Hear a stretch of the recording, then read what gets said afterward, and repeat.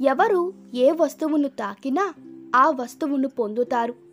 రేపు రాజభవనం యొక్క ప్రధాన ద్వారం తెరుచుకున్నప్పుడు ఎవరు ఏ వస్తువును తాకినా ఆ వస్తువును పొందుతారని ఒక నగరరాజు ప్రకటించాడు.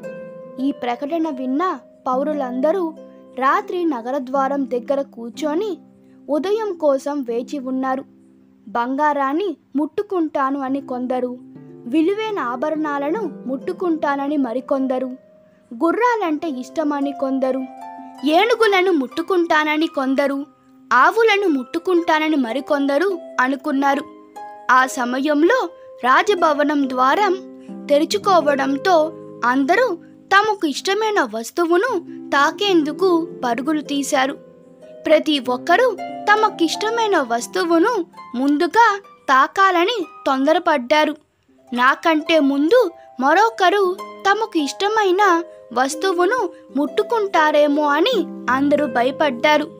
రాజు తన సింహాసనం మీద కూర్చొని అందరిని చూస్తూ తన చుట్టూ జరుగుతున్న సందడిని చూసి నవ్వుతూ ఉన్నాడు.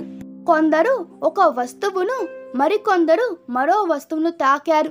ఆ సమయంలో గుంపులో నుంచి ఒక చిన్న అమ్మాయి వచ్చి రాజు దగ్గరకు వెళ్ళడం ప్రారంభించింది. ఆ అమ్మాయిని చూడగానే రాజు ఆలోచనలో పడ్డాడు. ఈ అమ్మాయి చాలా చిన్నది, ఏదో అడగడానికి వస్తుందేమో అని అనుకున్నాడు. ఆ అమ్మాయి మెల్లగా రాజు దగ్గరికి వెళ్ళి తన చిన్ని చేతులతో తాకింది. ఆ అమ్మాయి రాజును తాకడంతోనే రాజుకి సంబంధించినవన్నీ కూడా అమ్మాయిదే అయ్యాయి.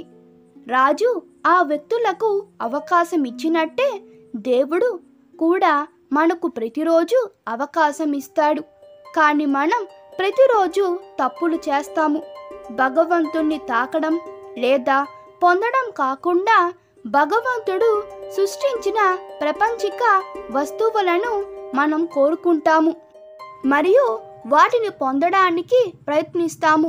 కానీ దేవుడు మనవాడైతే అతను సృష్టించిన ప్రతిదీ కూడా మనదే అవుతుంది అని మనం ఎప్పుడూ అనుకోము.